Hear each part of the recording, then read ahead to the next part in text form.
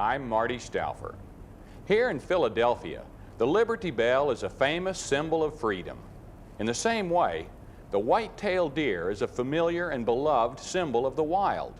And just as Pennsylvania is typical of what's best about American life, so the story of the whitetail in Pennsylvania shows that some wildlife can thrive in man's world.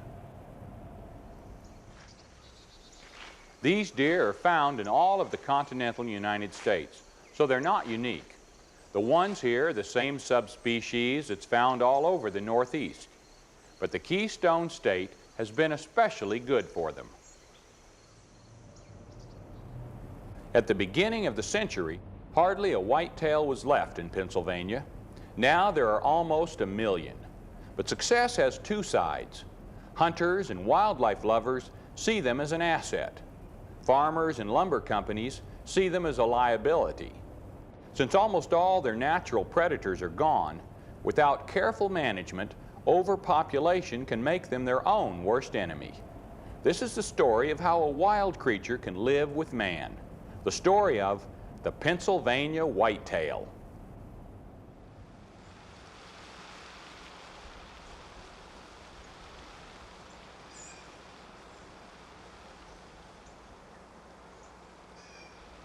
Pennsylvania, with its rolling hills and farmland, is pretty any time of year.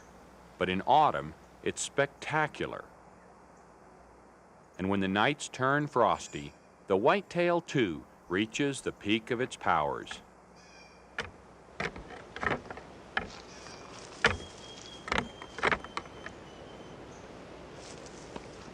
Naturalist Ernest Thompson Seton proclaimed the whitetail the swiftest, keenest, shyest, wisest, most prolific, and most successful of our deer.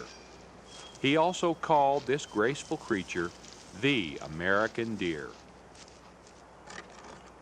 As much as it deserves these superlatives, the whitetail's success must be credited to human as well as to natural factors.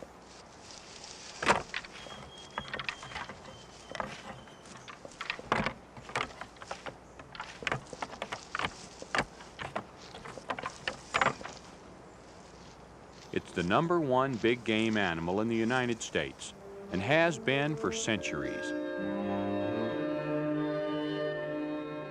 It fed and clothed the Indians long before white settlers arrived. And then it fed and clothed the settlers.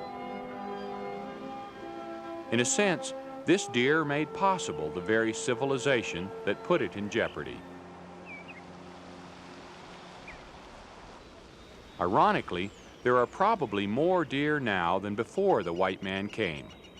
In Pennsylvania's Cook State Forest, one of the last stands of virgin timber remaining in the east, we can see how a towering canopy of primeval trees limits the underbrush that whitetails depend on for food.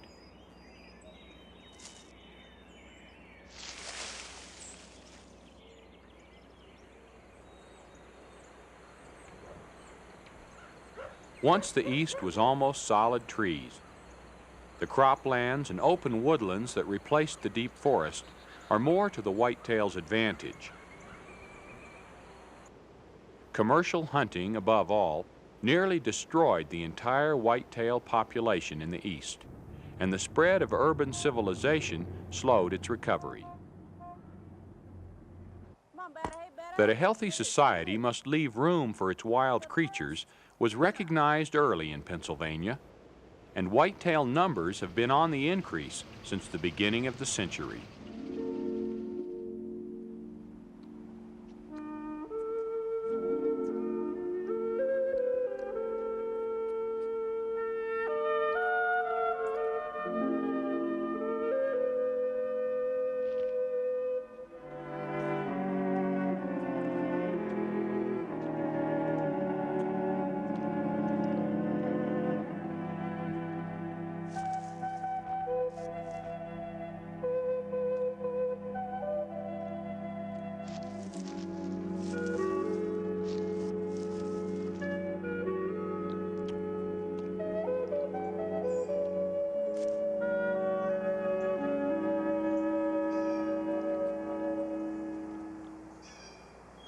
Though man has taken over much of the protective role toward wildlife, a doe's instinct toward her fawns is no less strong than it's always been.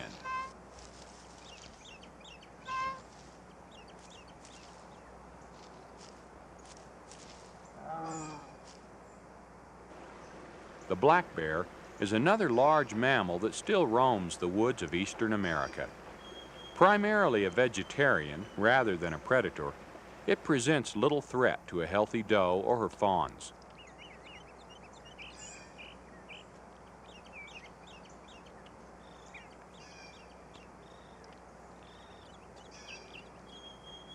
Only a few short centuries ago, the doe would have had more to contend with.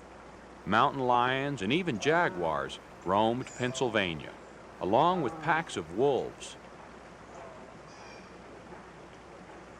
Now the only serious predator is man. Yeah, what's that? Looks like something's been rubbing on here. Yeah, and here too. I wonder what it was. Well, I don't know.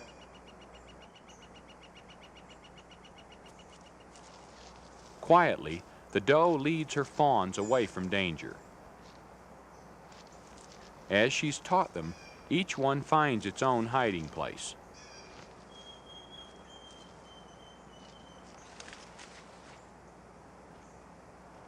This pile of timber looks pretty dry. Yeah, but let's start with that one over the hill that I saw the other day. Well, we'll have to carry it.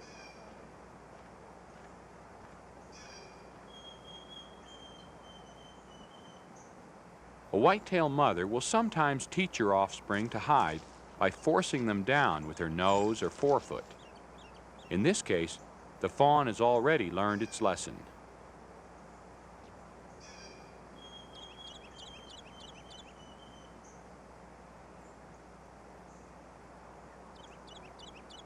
The doe knows that one of her fawns is hiding close by, but where's the other one? And is it safe? As reluctant as she is to leave her fawns, her instinct tells her that she must first protect her own life.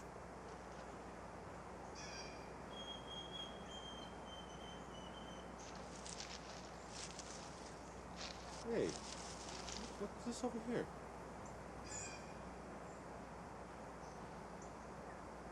The doe cannot know that the woodsmen mean her fawn no harm.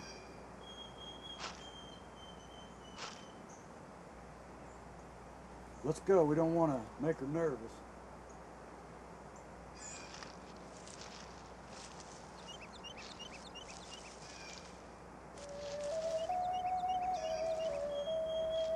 The doe is wise in her caution, but her offspring seem interested only in lunch.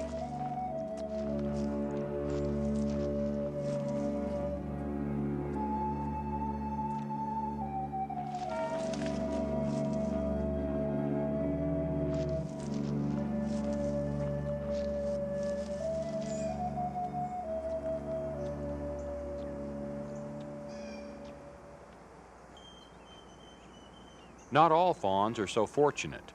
Many are orphaned before they lose their spots. Hungry? Most often, their mothers are hit by cars. Each year, upwards of 25,000 whitetails are killed on the highways of Pennsylvania. and in 1975, the toll reached almost 40,000.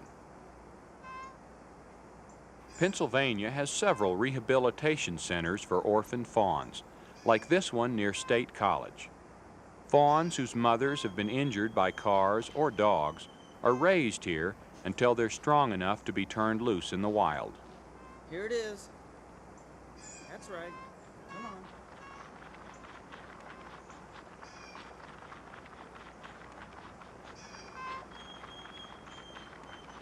A fawn alone by the roadside may need help, but it's not a good idea to remove a fawn from its hiding place in the woods. The mother is probably very much alive and very close by. Summer is a refreshing time for everybody.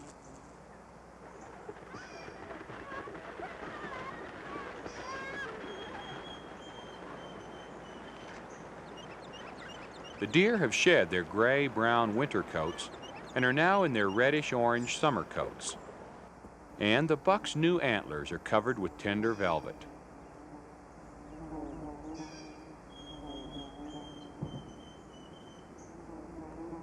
One of the whitetail's worst problems is insects.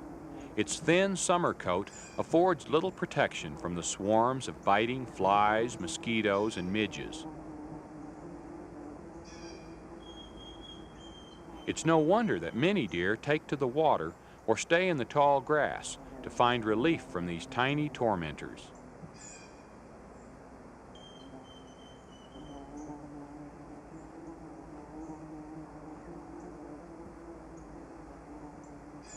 But the weather is mild and food is plentiful, or at least it is where deer herds are not fenced into areas too small to support their numbers. An adult whitetail requires at least 10 or 12 acres on which to browse. This density ensures healthy vegetation and healthy deer.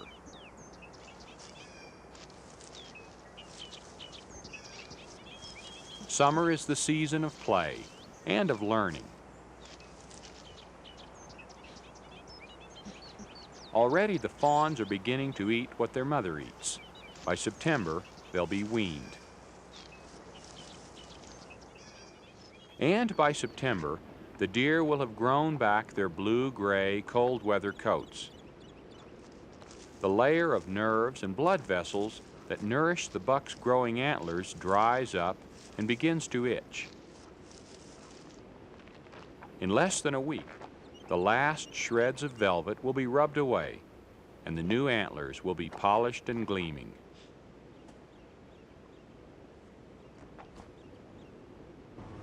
This is the season of plenty, when the deer put on weight, and hunters scout their quarry. All summer, bucks and does have remained apart, the does with their fawns, and the bucks at peace with each other. But as October's leaves turn red and gold, the tempo of life quickens as whitetails prepare to meet in the most important rituals of their lives.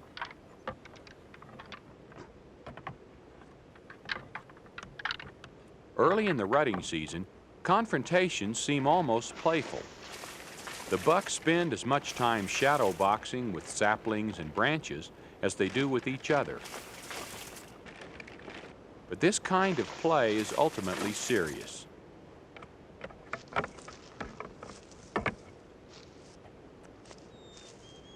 With their proud antlers and swollen necks, the bucks are in splendid condition. Most of them are spoiling for a fight and have little trouble finding one. A musky gland on the inside of the hind legs of both bucks and does, and a scent gland near the eye of the buck, stimulate the action with their provocative odors.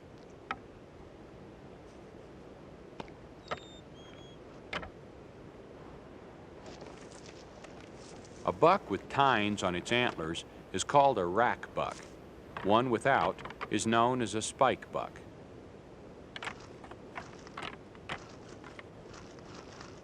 The size and shape of a whitetail's antlers has as much to do with diet as with age. For the antlerless doe, Her crowning glory is the white flag of her tail. With it, she signals to her fawns and sometimes to potential mates.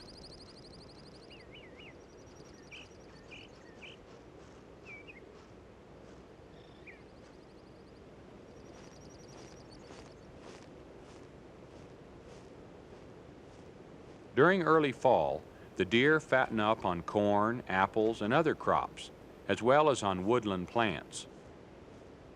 One whitetail does little damage, but a small herd can create havoc in a farmer's field or nibble a newly planted forest to the ground. The solution in Pennsylvania, as in most other states, is a controlled hunting season, which coincides with the rutting season. Individual reasons for hunting are many, and it's not the purpose of this program to either denounce or defend sport hunting. From a game management point of view, the purpose of hunting is the removal of a certain percentage of the animals.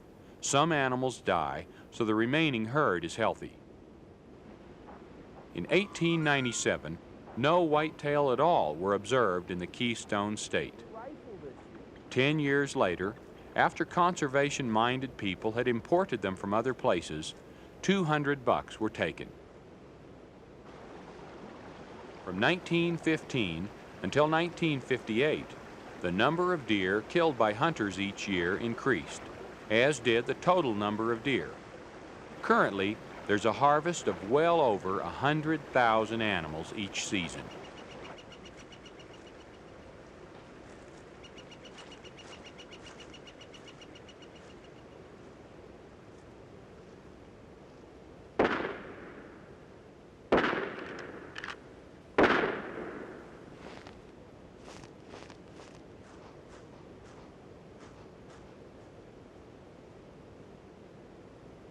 A whitetail's main advantage is not speed, but wariness, stealth, and intimate knowledge of the hiding places in its home territory.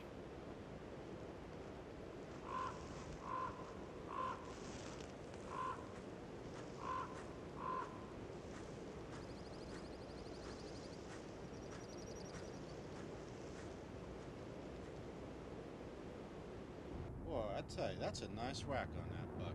Where'd you get this guy? Oh, about 20 miles south of town, down there. Man is sometimes a force unto himself, Up in the tree. but even he is subject to nature's laws. Well, yeah, about dawn. Got him. Man hastens nature's process. The deer that die create a place for those that go on living.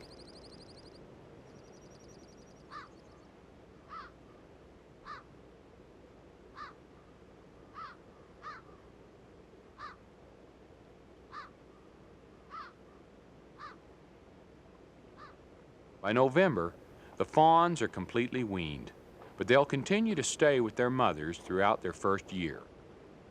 This little button buck is already thriving on acorns. Older bucks have other things on their mind besides food. In fact, they eat very little during the mating season.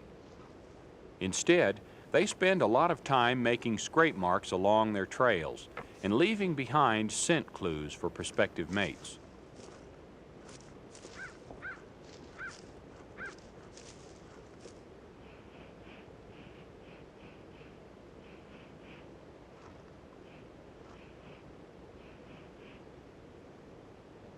One of the reasons for the whitetail's prolific success is that bucks reach sexual maturity by age 2, and does even earlier, while they're still yearlings.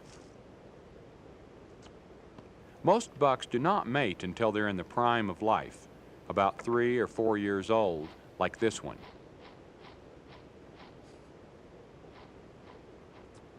The more mature the buck, the more likelihood that he will pass on to his offspring not only his physical characteristics, but the strength and intelligence to survive.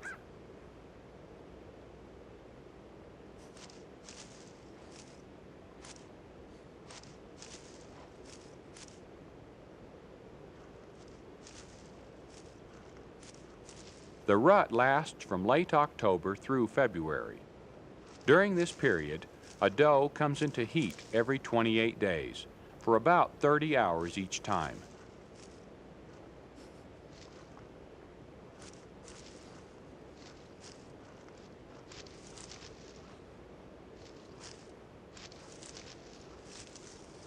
Her odor and attitude reveal whether she's ready to accept the buck. If she's not, he continues his search for a doe that is.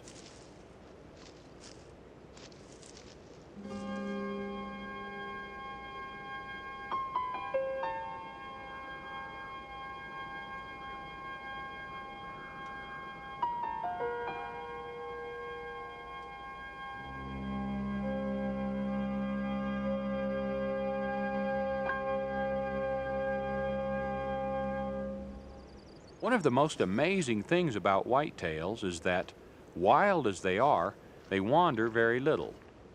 Homebodies, they live their entire lives in an area of less than 1 square mile. Even if food becomes scarce, they're reluctant to move.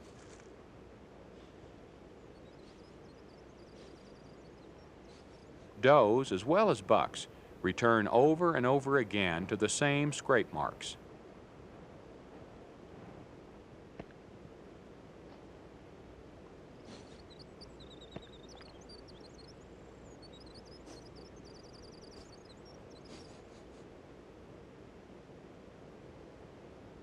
Now, at the height of the rut, the watching buck senses that the once reluctant doe is now ready to breed.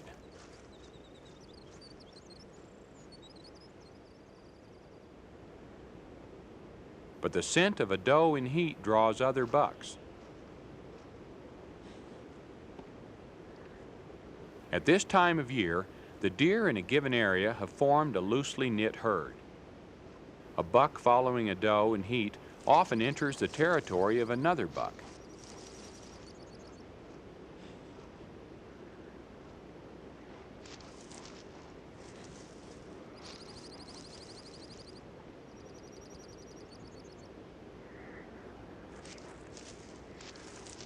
Tensions run high as bucks and does are drawn together.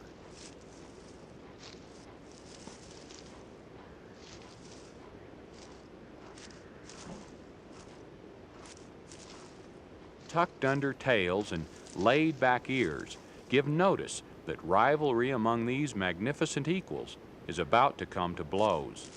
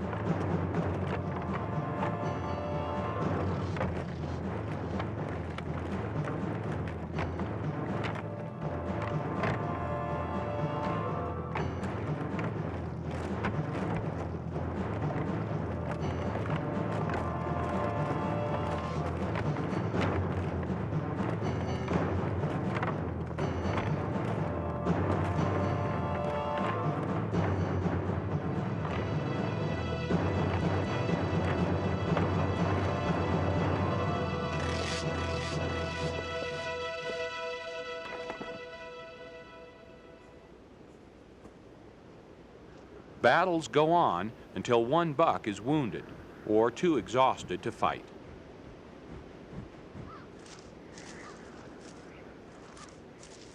Some of the does may scatter. The winner is the buck with enough stamina to follow.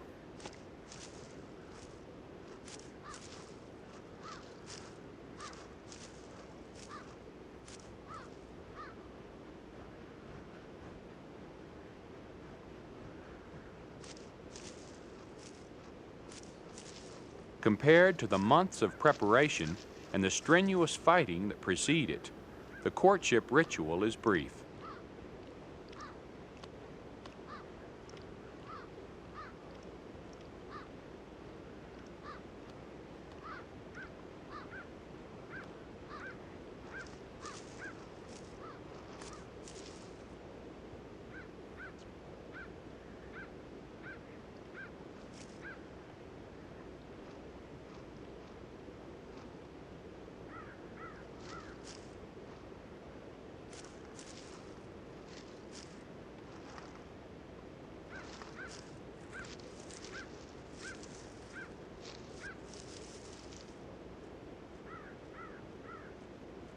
As a species, whitetails in Pennsylvania may be the most well-observed, thoroughly studied, and carefully managed wild animals in existence, a natural resource to be harvested. But as individuals, each whitetail is still a beautifully wild and untamable creature. Each still lives out its life according to instincts and habits evolved over many centuries. Close association with man may now be the major influence on this deer, but with man's help, it will continue to evolve as our most admired symbol of all wild things.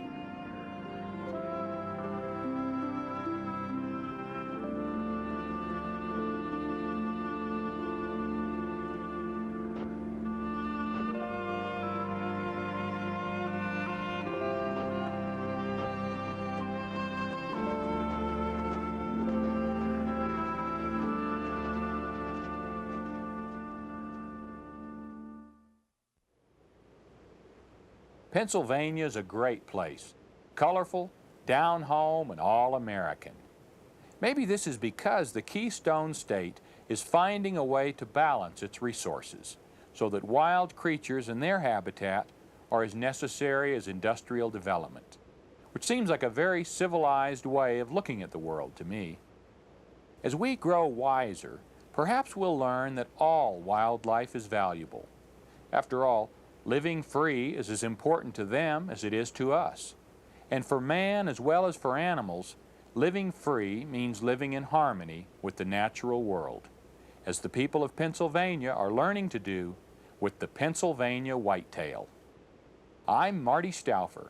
Until next time, enjoy our wild America.